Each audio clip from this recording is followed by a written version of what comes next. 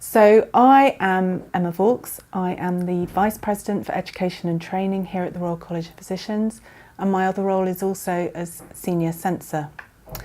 So the Vice President of Education and Training is probably fairly self-explanatory, but the Senior Censor role, a little bit more mysterious.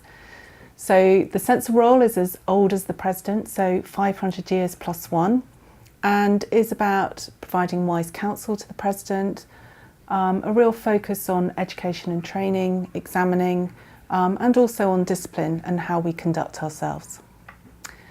So I wanted to talk about the women who have really influenced me and my career.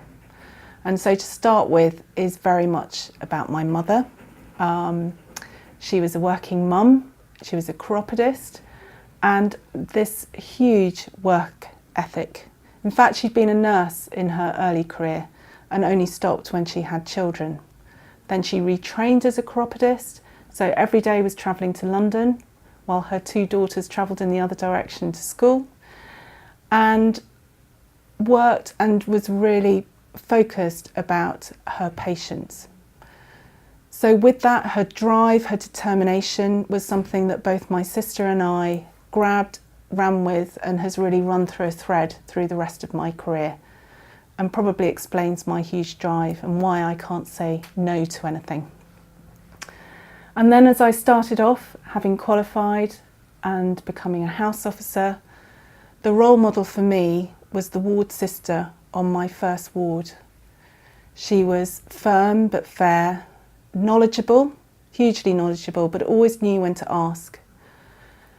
Very much wanted to learn about when things didn't go well, and would very much treat us as part of the team. It wasn't about blame, it was about learning.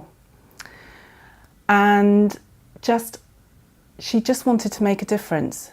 And for me, all my earlier role models, particularly at medical school, had all been based on those people I didn't want to base how I behave and conduct myself.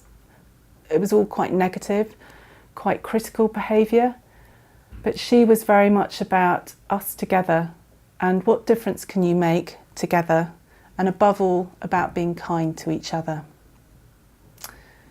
And now going forward, later in my career, do you know, I would love a role model, someone who is either experiencing or going through the menopause. That's something that I'm doing now, and it's tough.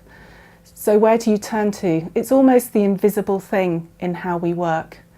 Almost invisible. The visibility is when you're having a hot flush in the middle of a meeting. I've started to talk about this. I've really tried to start to surface this because it is tough. Your sleeping patterns are disturbed, you become really tired, but work doesn't change. You're still getting on with it. So for me, this is about how can we surface talking more about the menopause, that it's good to talk about it, and how can we together mean that we can start to change how our organisations or how we are towards each other, that it's okay to talk about the menopause. It's not a stigma, and it's certainly something that we should embrace, that we should be more visible, talk more about, and look towards each other and how we can support each other.